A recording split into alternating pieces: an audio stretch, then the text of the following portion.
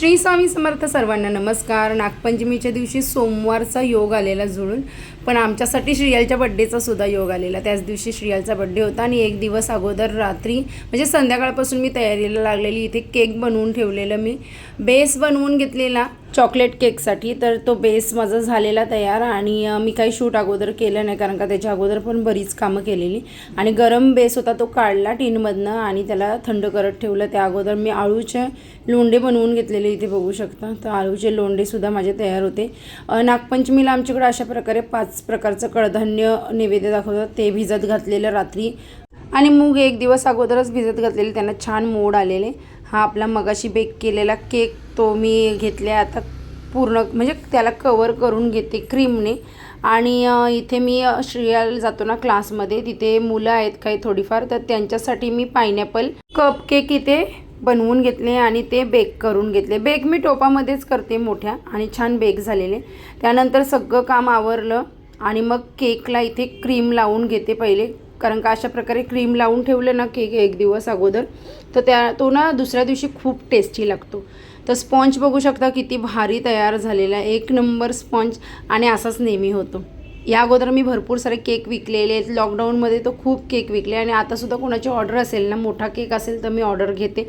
छोटे छोटे केक घेत नाही, कारण का ते सामान आणून ठेवून मग खराब होतं म्हणून.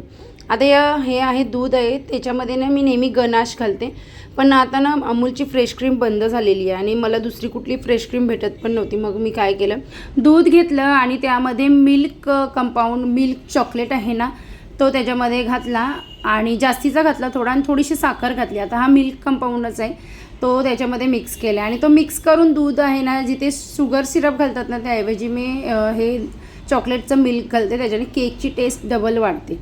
तर अशा प्रकारे ना ही फर्स्ट लेअर आहे, ती मध्ये नेहमी घालायची केकच्या. तर भरपूर सारे केक मी विकायची आणि भरपूर जणांना ना चॉकलेटचा माझा केक आवडायचा. आता मी हा प्रॉपर चॉकलेटचा केक बनवत नाही आहे, कारण का मध्ये मी व्हिपक्रीम घातलेली आहे आणि त्याच्यामध्ये मी चॉकलेटचा वापर नाही केला आहे. आणि चॉकलेट केक हा टोटली वेगळा असतो, त्याला फ्रेश क्रीम वगैरे लागते. इथे मला फ्रेश क्रीम मिळालीच नाही, त्यामुळे मग मी विचार केला व्हिपक्रीमनेच अशा प्रकारे केक बनवते. आणि व्हिपक्रीम पण मी व्हाईटच ठेवली. लास्टचा लेअर ठेवताना ना इथे मी चुकून पटकन घाईमध्ये क्रीम आहे ती घातली, पण मग नंतर मला आठवलं, अरे मी सोक नाही केलं आहे केकला. मग सोक करून घेतलं व्यवस्थित अशा प्रकारे दुधाने आणि मग कवर करून घेतला. अशा प्रकारे केक आपण ना कवर करून नुसता तरी ठेवला ना, तरी पण तो दुसऱ्या दिवशी भारी लागतो केक. म्हणून मी माझी ही घाई होती का केक कवर करून घेते व्यवस्थित, त्याला क्रीम वगैरे लावते आणि मग त्याला ठेवून देते फ्रीजमध्ये. मग दुसऱ्या दिवशी डेकोर करेल. आणि डेकोर पण मी सिम्पलच करणार होती, कारण का मी आता जास्त केक बनवत नाही, त्यामुळे खूप जास्त सामान मी आणून ठेवत नाही. तर अशा प्रकारे कवर केलं आणि फ्रीजमध्ये ठेवून दिलं, झाकलं त्याला, कारण का फ्रीजमध्ये फुलं वगैरे भरपूर होती. मग झाकून फ्रीजमध्ये ठेवून दिलं. त्यानंतर ना हे मी काढून बघितलं का निघेल का, कारण का त्याच्याचमध्ये मला फ्रीजमध्ये ठेवायचं होतं. फ्रीज फुल पॅक होता, त्याच्यामध्ये सगळं सामान वगैरे होतं. त्यामुळे मग विचार केला ह्याच्याचमध्ये असेच मी थंड झाल्यावर हे मी क्रीम लावले आणि असंच एंडोकोंडो थंडा पाणी मी तयार केलेलं आहे खूप घाईमध्ये. आणि त्याच्यावरनं चॉकलेट चिप्स होते माझ्याकडे, पण फ्रीजमध्ये अक्षरशः जागा नव्हती, तर मग ते कुठे ठेवलेले सापडत नव्हते.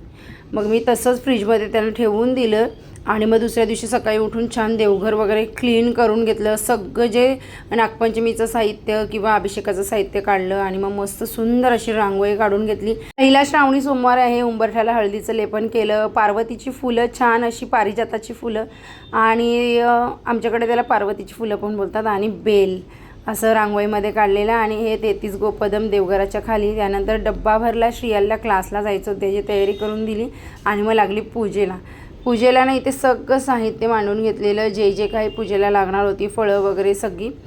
आणि अशा प्रकारे हे उकड आणि लाह्या वगैरे. इथे ना मी पूजा मांडणार आहे. इथे अन्नपूर्णा माता आणि इथे गंगाजल, गंगा मातेची स्थापना करणार आहे. मध्ये शिवलिंग आहे, गणूबाप्पा.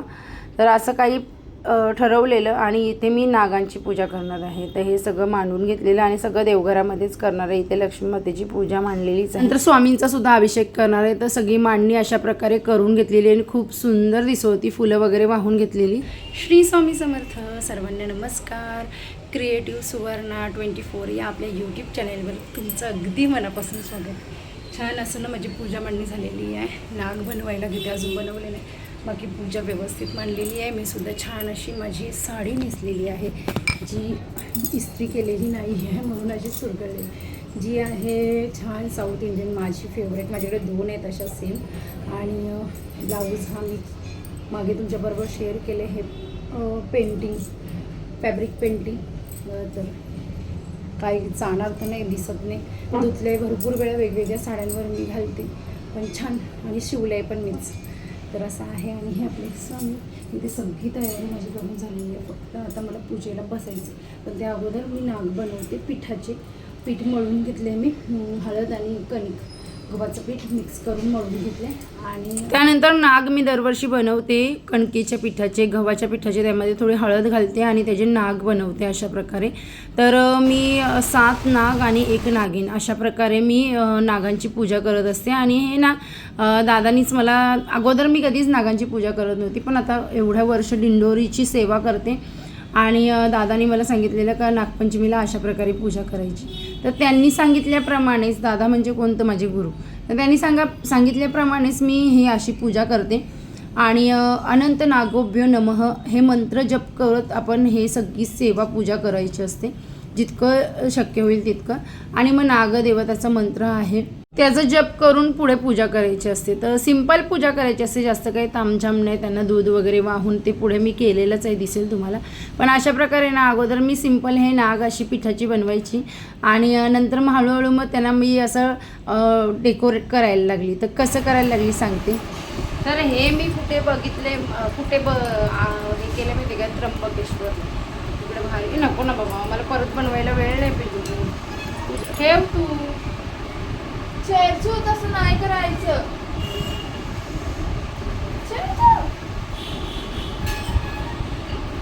आणि अशा प्रकारे हे नाग आणि नागिन तयार आहे, त्यांची पूजा करायची. आणि ह्यांना नंतर पाण्यामध्ये दुपारी 4च्या नंतर लवकरच म्हणजे विसर्जन करायचं, संध्याकाळ व्हायच्या अगोदर पूजा करून झाल्यावर. तर अशा प्रकारे ही सगळी तयारी करून घेतलेली. अभिषेक वगैरे करायचं होतं शिवाचा. त्यानंतर गंगाजल हे आणलेलं होतं आम्हाला, दिलेलं आणून, तर ते घेतलेले इथे लोट्यामध्ये. आणि आता पूजा करायला सुरुवात करते. तर सगळ्यात अगोदर आसनावर बसून स्वामींचं स्तवन आणि ध्यान केलं, मग जप करून घेतलं माळेवर. आणि इथे गणूबाप्पाची सगळ्यात अगोदर पूजा करणार आहे. सगळं जप वगैरे झाल्यावर मी सुरुवात केली. सगळ्यात अगोदर गणूबाप्पाचा अभिषेक वगैरे केलं. सुरुवातीचं जे अभिषेकाची तयारी असते ना, म्हणजे तयारी बोलते मी, अभिषेकाचं जे मंत्र वगैरे असतं ते सगळं केलं. मग गणूबाप्पाची पूजेपासून मग सगळं, अन्नपूर्णा मातेचा अभिषेक केला. त्यानंतर स्थापना वगैरे केली गणूबाप्पाची अन्नपूर्णा मातेची. त्यानंतर मग मी गंगाजल आहे त्याच्यावर छान जप वगैरे केला आणि त्याच्यामध्ये फूल, हळद, कुंकू वगैरे वाहिलं. आणि मग त्याचीसुद्धा जिथे मला स्थापना करायची तिथे करून घेतली. आणि गजरा वगैरे व्हायला छान. त्यानंतर ना मी शिवलिंगाची इथे खंडोबाची मूर्ती ठेवते, ते खंडोबाची पण पूजा करून घेतली. आणि त्यानंतर मग मी, आणि प्रत्येक अभिषेक करताना मी ताट आहे ना ते स्वच्छ धुवून घेत होती. आणि मग त्यामध्ये पुढच्या मूर्तीचा अभिषेक, तसंच स्वामींचा सुद्धा जप करून मस्तपैकी अभिषेक केलेला आहे. त्यांनासुद्धा छान आंघोळ वगैरे घालून स्थापना करून घेतलेली आहे. आणि छान दिसतात स्वामी, तुम्ही बघू शकता. आता वस्त्र वगैरे घातल्यावर बघा मस्तपैकी त्यांना त्यांचे अलंकार वगैरे घातले आणि छान मस्तच वाटतात. तर अशा प्रकारे सगळी सेवा माझी केली. आणि त्यानंतर मग मी सगळी सेवा झाल्यावर, मांडणी अशा प्रकारे झाल्यावर, मग शिवलिंगावर अभिषेक करायला घेतला. तर शिवलिंगावर षोडशोपचार अभिषेकाची इथे मी अगोदरच सुरुवात केलेली शिवलिंगाची. आणि मग त्यानंतर सगळ्या देवांची पूजा करून मग शिवलिंगाचा अभिषेक केला मस्तपैकी पंचामृताने. आणि मग आज ना सगळंच करायचं होतं, त्यामुळे आज मी कोणताही जास्त मोठा अभिषेक नाही केला. तर आज मी सिंपलसा अभिषेक केला. श्रीसुक्तम होतं त्यामध्ये आणि 108 नावं होती, नामावली होती शिवाची. त्याचबरोबर मृत्युंजय मंत्र, त्याचबरोबर बऱ्याचशा गोष्टी म्हणजे ज्या सोप्या मला पटापट करता येतील. किंवा रुद्र वगैरे करायला ना वेळ जातो, त्यामुळे मग मी काय केलं का, मी विचार केला का अजून नागांची पूजा वगैरे करायची आहे, तर मग आपण ना सिंपल अभिषेक करूया. आणि अभिषेक करण्यासाठी हे अभिषेक पात्र इथे ठेवलेलं आहे आणि मी फक्त जप केलं. तर मला शिवाचा अभिषेक करताना फार मजा येते, कारण का म्हणजे बेसिक जे आपण हाताने पाणी वाहून मंत्र जप करतो ते तर उत्तमच आहे, पण हे अभिषेक पात्र आहे ना त्याच्याने गळती बोलतात त्याला, ते छान त्याचं काम करते आणि आपण आपला छान असं जप करतो लक्षपूर्वक. तर अशा प्रकारे हे गळती मी ठेवलेली आहे आणि माझं जे मला जितकं शक्य होईल तितकं जास्त मंत्र रुद्र केलं नाही, महिमा वगैरे काहीच केलं नाही, कारण का ते सुद्धा या अभिषेकामध्ये येतं. जितकं शक्य झालं तितकं मी अभिषेक छान असा सुंदर करण्याचा प्रयत्न केला. आणि मग लास्ट जे असतं ते सगळी पूजा केली, गरम पाण्याने स्नान केलं आणि मग छान भस्म वगैरे लावून जिथे स्थान आहे शिवाचं तिथे मी मांडून घेतलं. त्यांना छान वस्त्र वगैरे घातले सफेद कलरचे, सगळ्याच देवांना सफेद वस्त्र घातलेले. आणि मग छान अशी सेवा केली. जी पुढची होती ती बिल्वदल वगैरे व्हायचं होतं ते सगळंच म्हणजे हे सगळी सेवा असते ना ही दिंडोरी प्रणीत षोडशोपचार पुस्तक आहे त्यामध्ये आहे. तर अशा प्रकारे सेवा झाल्यावर मग मी नागांची पूजा करायला घेतली. इथे नागांना जे झाडपाला मिळतो बाजारात पूजेचा तो आणलेला. तर पहिले आम्ही पिठोरी आणायला जायचो ना तेव्हा म्हणजे शोधून रानातनं असं आणायचो आमच्या आईच्या म्हणजे मामाकडे. तेव्हा मी गेलेली आहे एकदा दोनदा त्यांच्याबरोबर, तर ते शोधून आणतात. तर हे सगळं आता रेडी विकत मिळतं. त्यानंतर सगळं पंचोपचार पूजा केली नागांची, मग आरती वगैरे केली आणि आरती झाल्यावर मग पुढची जी सेवा होती ती सगळी केली. आणि अशा प्रकारे आमची नागपंचमीची त्याचबरोबर पहिला श्रावणी सोमवारची पूजा सुंदररित्या पार पडली. तर अशा प्रकारे माझी पूजा झालेली आहे. तिथं आता मी पटकन पातोळ्या बनवून घेते आणि काहीतरी चहा वगैरे पहिले घेते कारण का उपवास आहे म्हणून, आणि मग पातोळ्या बनवते. चला, तर पातोळ्यांचं पीठ आहे ना 2 दिवस अगोदरच बनवलेलं. तुकडा बासमती घेतलेला इंद्रायणी तांदूळ आणि त्यामध्ये आंबे मोहरसुद्धा घालते मी, पण मला मिळाले नाही इथे आंबे मोहर. तर मग मी हे दोन्ही तांदूळ स्वच्छ धुवून सुकवून चांगले त्यांना दळून आणलं. आणि आपलं उकड घेतो ना तसंच बारीक दळून आणायचं. मात्र मोदकांचं पीठ बारीक दळून आणायचं. आमचा आगरी भाकरी असतं तो थोडासा आम्ही खरखरीत दळतो, पण मोदकांचं एकदम बारीक दळायला लागतं. ते छान असं ना हळदीची पानं मी आणलेली विकत, तर त्याच्यावर थापून घेतलं आहे आणि त्याच्यावर मस्तपैकी सारण भरून ते आपलं असं थापून घ्यायचं. आणि एवढे टेस्टी आणि सुंदर लागतात ना. ह्या पानाचा जो सुगंध येतो ना उकळल्यावर तो एक नंबर असतो. सगळ्या पातोळ्या बनवल्या आणि एकच मोदक बनवला कारण का मोदक करायला वेळसुद्धा नव्हता आणि नैवेद्य पूर्ण करायचं होतं. आणि हे छान ना भरपूर वेळ उकडून घ्यायचं कारण का पानाच्या आतमध्ये वाफ जायला पाहिजे आणि छान शिजायला पाहिजे म्हणून. पातोळ्या उकडून झाल्यावर मी इथे नैवेद्य वाढून घेतलेलं. तर नैवेद्यामध्ये आज ना मुगाची भाजी, डाळ भात आणि पातोळ्या उकडाचा काहीतरी पदार्थ लागतो त्यामुळे, आणि साधीच मुगाची बिना कांदा लसूणची भाजी बनवलेली. सगळं जेवण बिना कांदा लसूणचं होतं.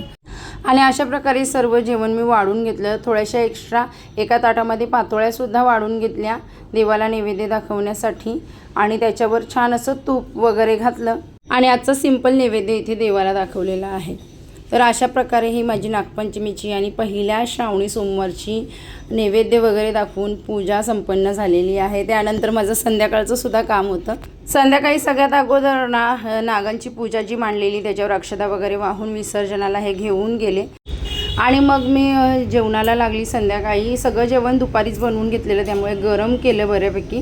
त्यानंतर कोशिंबीर बनवलेली आणि आळूवड्यांचे लोंढे काल तुम्हाला दाखवलेच तिथे फ्राय करायला घेतलेल्या मस्त कुरकुरीत आळूवड्या बनवलेल्या. तर अशा प्रकारे आळूवड्या तळून घेतल्या इथे मी. आणि नंतर आम्ही जेवून वगैरे घेतलं आणि मग मला पुढची कामं होती ती म्हणजे केक कंप्लीट करायची. कालच्यापासून जो केक राहिलेला ना बनवून तो आता मला त्याला डिझाईन करायची होती. तर मग ऐन टायमावर श्रावणीसुद्धा क्लासला गेलेली आणि मी ना क्रीम वगैरे मी अगोदरच सांगितलं का मी जास्त काही आणत नाही आता सामान कारण का तो कधी खराब होतो आणि क्रीमला कलर वगैरे ते हे मी जास्त आणतच नाही. तर अशा प्रकारे ना ह्याला मी कोणताही कलर वगैरे काहीच केलं नाही. असा प्लेन सिम्पल केक ठेवला.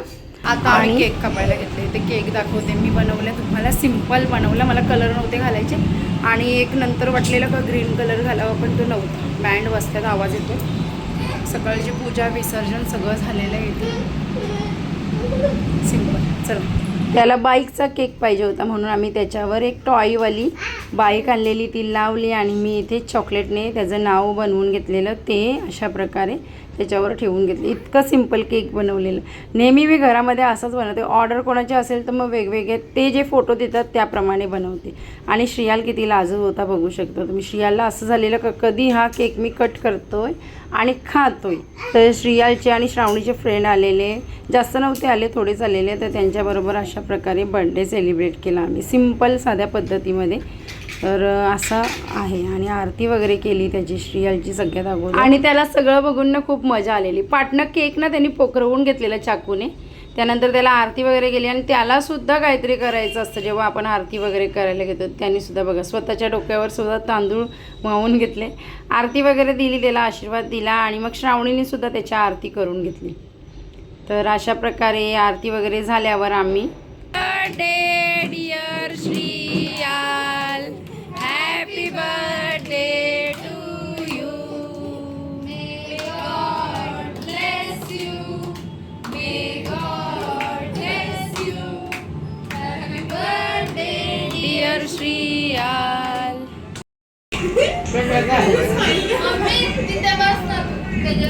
तू केक काढ श्रीऊ. श्रियाल जाऊ दे, तो काय लक्ष देणार नाही.